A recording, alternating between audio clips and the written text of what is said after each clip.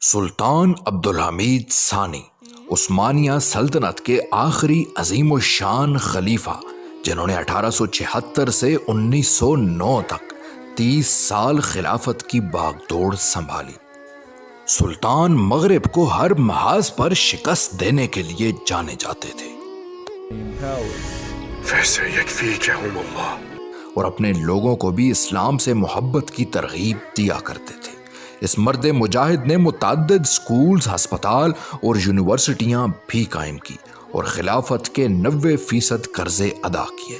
سلطان نے مکہ مدینہ کی حفاظت کے لیے بہت سے اقدام کیے اور بہت سے منصوبوں کے لیے مالی معاونت بھی فراہم کی، جس میں مکہ کا جدید آبی نظام تاکہ مکہ کو سیلاب سے بچایا جا سکے، اور حجاز مقدس کی ٹرین لائن بھی شامل ہے، جس سے انہوں نے استنبول، فلسطین اور مدینہ کو آپس میں ٹرین لائن کے ذریعے منسلک کیا۔ سلطان کی سیاست میں اتنی مہارت تھی کہ ان کے مخالفین بھی ان کی تعریف کیا کرتے تھے۔ انگلش ایڈمرل لارڈ جان فشر کہتے ہیں کہ سلطان پورے یورپ میں سب سے بہتر ڈپلومیٹ مانے جاتے تھے۔ جرمن چانسلر اوٹو وان بسمرک کہتے ہیں کہ یورپ میں جتنی بھی ذہانت ہے اس کا 90% عبدالحمید کے پاس، 5% میرے پاس اور باقی کا 5% پوری دنیا کے پاس ہے۔ جب یہودی نے سلطان کو رشوت دے کر فلسطین کی زمین ہتھیانے کی کوشش کی تو سلطان نے کہا، میں تمہیں وہ زمین کیسے دے سکتا ہوں جو دراصل میری ہے ہی نہیں، بلکہ یہ زمین تمام مسلمانوں کی مالکیت ہے۔ Kudüs ölürse,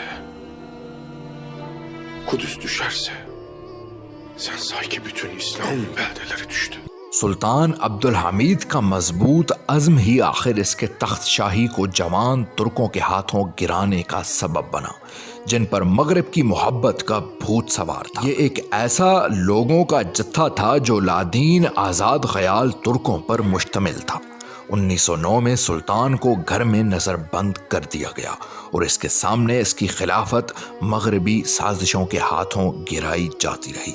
مغربی سازشیں دولت عثمانیہ کے ریسورسز کو دیمک کی طرح چاٹ کر اسے کھوکھلا بناتی رہی اور اپنی سازشوں کے ذریعے مسلمانوں کو قوم پرستی میں تقسیم کر دیا۔ سلطان کا ایک قول مشہور تھا، میں نے جتنا وقت بھی عثمانیہ پر حکومت کی ہمیشہ مغربیوں کو آپس میں لڑاتا رہا تاکہ مسلمان ایک پرسکون زندگی گزار سکیں۔ اور آخر 10 فروری 1918 کو جہاں مسلم دنیا کو بارڈرز میں تقسیم کیا جا رہا تھا، سلطان عبدالحمید اپنے مالک حقیقی سے جا ملے اور انہیں سلطان احمد کے مقبرے میں ان کی وصیت کے مطابق استنبول میں دفنا دیا گیا۔ خدا سلطان عبدالحمید ثانی پر رحم فرمائے اور انہیں جنت میں اعلیٰ مرتبہ نصیب فرمائے۔